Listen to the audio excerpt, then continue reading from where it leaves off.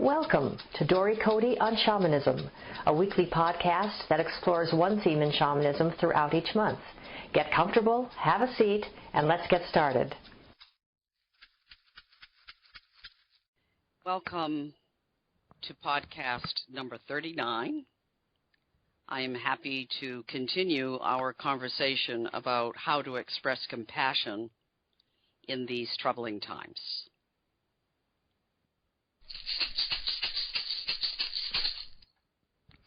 A listener wrote to ask how he might switch from anger or rage to a place of compassion when he's in an automatic response to a fearful situation. For example, when someone cuts him off while he's driving home on the highway and nearly caused him to have a misfortunate incident. Or when someone flips him the finger because in the other driver's assessment he didn't move out of their traveling lane fast enough. How can you help him with this switch? Yes, that is a really good question because we all find ourselves in these situations regularly, not necessarily in the car when we're driving, but in numerous situations where we are out in public or even at home and somebody does something that sparks that instantaneous human fear response that is ingrained in us, as we're born with it, unfortunately, and it causes us to respond sometimes in a way that we prefer not to respond. What is important is that in those times we recognize that we've had this instantaneous angry or difficult response to something, or a fearful response, which then sparks anger, perhaps even rage. Once you've recognized it, you can do something about it. And my suggestion is that people breathe. Go into your heart and breathe. Take some deep, deep breaths.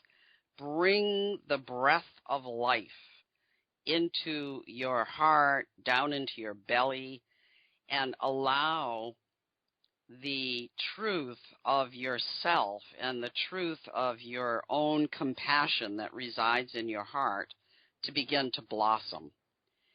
It isn't easy. And again, as I was saying in last week's podcast, it takes time to practice this. It isn't instantaneous. We have to be aware and we have to be willing to move into this kind of practice so that we can walk away from a situation like that feeling more peaceful and in a state of harmony rather than carrying on that fearfulness or that angry response and then feeding that into the universal bucket of feelings, that place in the universe, the grid or the web, whatever you choose to call it.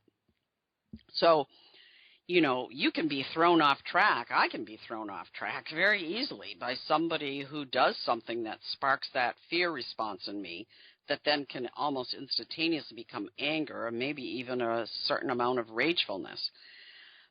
What I'm asking, what I'm suggesting is that we develop a practice of stepping back as soon as we can from that situation, taking some very, very deep human breaths into our heart and remembering that there is a seed of compassion in our heart. And when we access that seed, whether it's visual or it feels present in a kinesthetic kind of way in ourselves, once we access that seed and we water it, we allow it to grow, then we are able to move away from that harmful situation, whether we're in our automobile or the grocery store or a holiday party with lots of people. It doesn't matter what the circumstances are. If you can just step away for a moment and breathe and visualize inside yourself the seed of compassion, let it grow.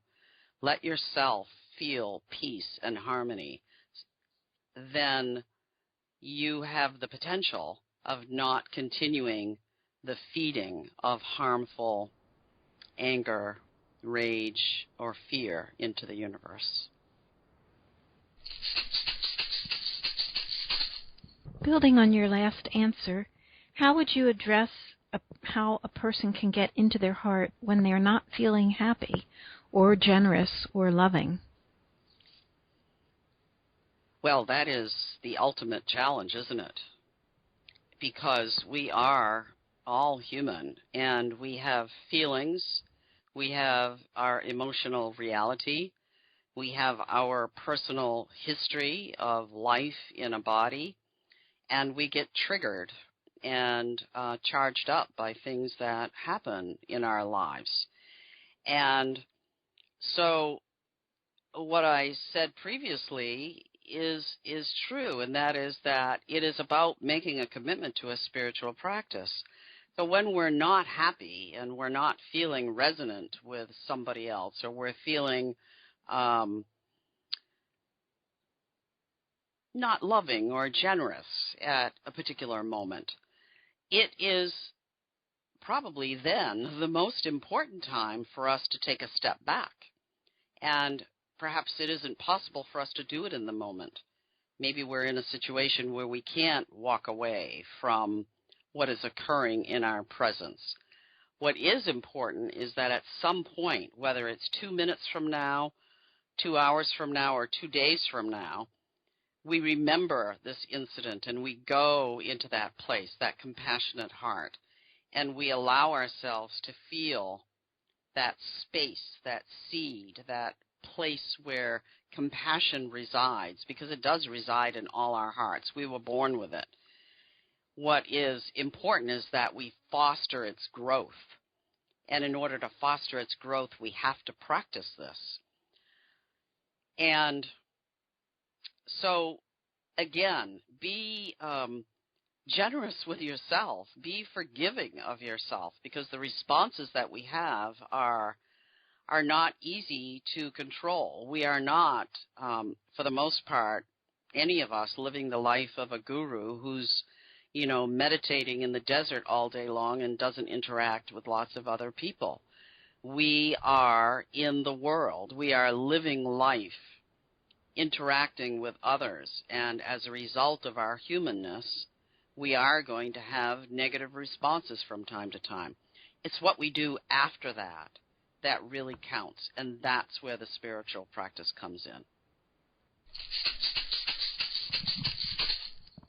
So you talked about a commitment to a spiritual practice and making compassion a spiritual practice. Do you have suggestions to make it a habit, to kind of practice the practice before you're in crisis with it? Kind of like making it brushing your teeth every day? Yes, there are lots of ways that a person can generate a practice. And it really is so individualized because we all live our lives in different kinds of ways. What I suggest to people is that they find something that they do in their lives almost every day. It could be anything from arising in the morning and sitting in quiet with that first cup of coffee or a cup of tea. Even a mom who has lots of children, sometimes they have the moment of peace they have in the day is by getting up before the children do and having that moment of quiet at the kitchen table with a cup of coffee or whatever. That is a time when you have set aside quiet for yourself, and you can add 30 seconds even. It doesn't have to take up your whole day. 30 seconds or a minute of envisioning this compassionate seed in your heart and letting it grow, remembering what happened the day before, who might have hurt you, who might have triggered you, who might have angered you, and find that seed in your heart and let it grow. Send the compassion outwardly from your heart.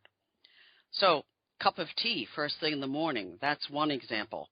Other people have a meditation practice. What I would say is dedicate your meditation practice to allowing that seed of compassion to grow in your heart. Other people walk.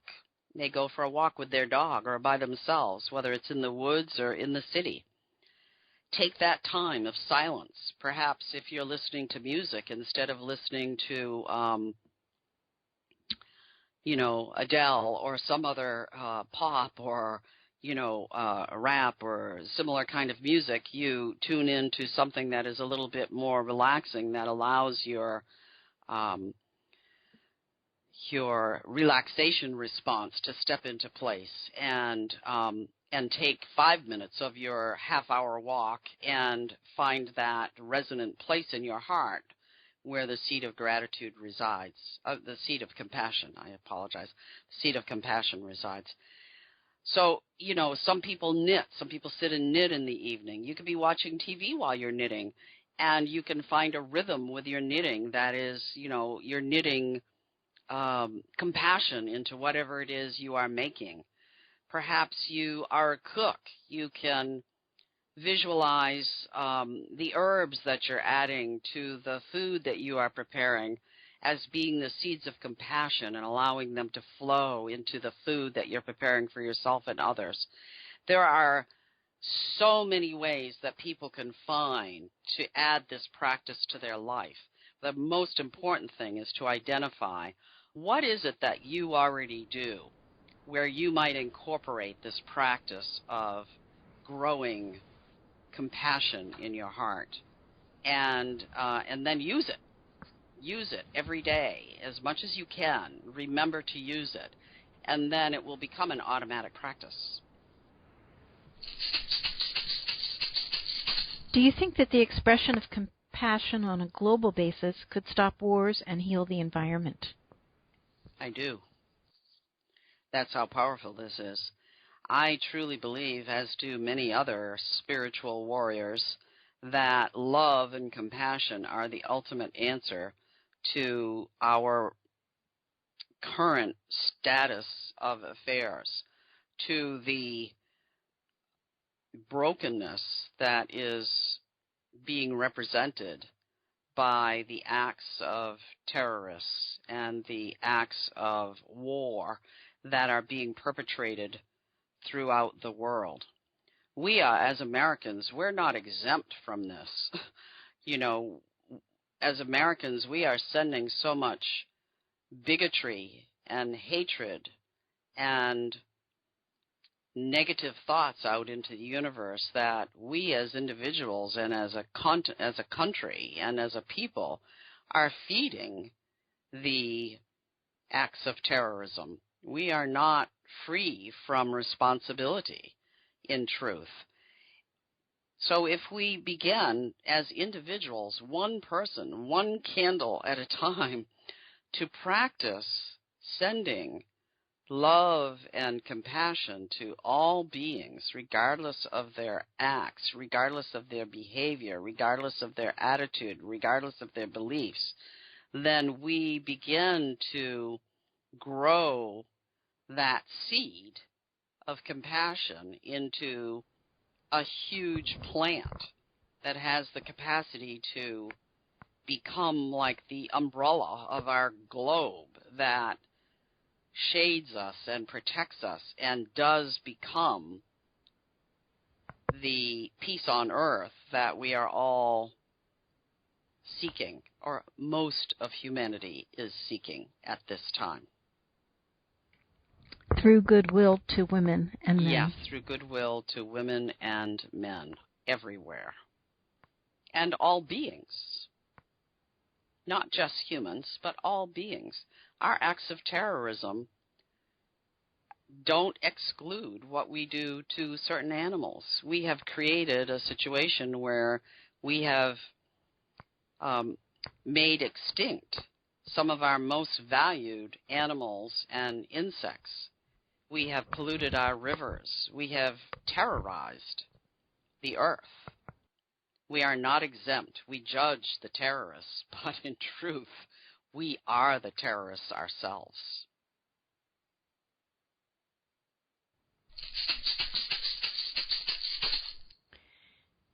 This completes our prepared questions for expressing compassion in troubling situations.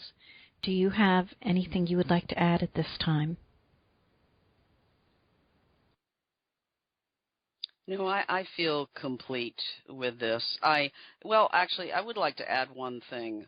Recently, somebody suggested to me that I read a book by Thich Nhat Hanh that I am definitely going to pick up and read. It's called Calming the Fearful Mind, a Zen Response to Terrorism.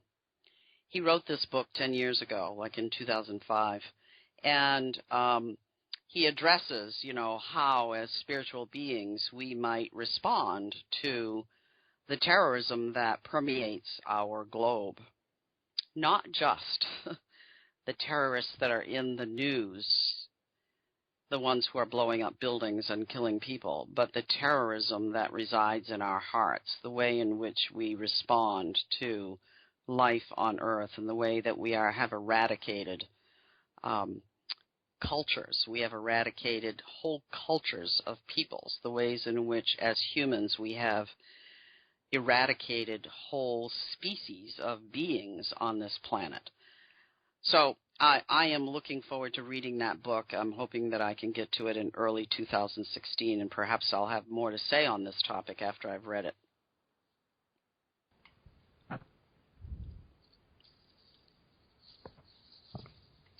Thank you for listening to Dory Cote on Shamanism. We'd love to hear your thoughts, stories, reactions, and questions. Come on over to dorycote.com and join the conversation. And tune in next week for more on this subject, or next month for a new subject. You can subscribe to this podcast in iTunes or sign up on dorycote.com to receive notices when the podcasts are posted. That's Dory, D-O-R-Y, and Cote, C-O-T-E.com. Drumming and rattling by Dory Cote and Terry Morgan. Technical assistance and audio production by JillHackett.com. And this is Susan Savelle, wishing you many blessings in your life. We hope to have you join us next time.